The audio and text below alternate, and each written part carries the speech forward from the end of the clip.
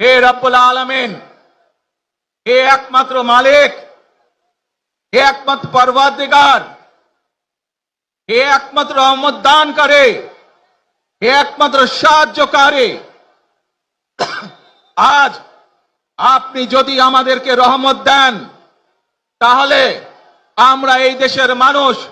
কঠোর পরিশ্রম করার মাধ্যমে আমাদের প্রত্যাশিত বাংলাদেশকে গড়ে তুলতে পারবো। আজ যদি আল্লাহর রহমত এই দেশ এবং এই দেশের মানুষের পক্ষে থাকে, আল্লাহর সাহায্য, আল্লাহর দয়া এই দেশের মানুষের উপরে, এই দেশের উপরে থাকে, ইনশাআল্লাহ আমরা আমাদের প্রত্যাশিত বাংলাদেশ গড়ে তুলতে সক্ষম হব। প্রিয় ভাই বোনেরা, আজ আসুন আমরা সকলে মিলে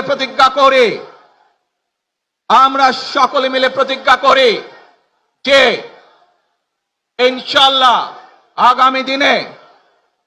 দেশ পরিচালনার দায়িত্বে যারা আসবে, আমরা সকলে নবী করিম সাল্লাল্লাহু আলাইহি সাল্লামের যে ন্যায়পরায়ণতা, সেই ন্যায়পরায়ণতার আলোকে আমরা দেশ পরিচালনার সর্বোচ্চ চেষ্টা করব।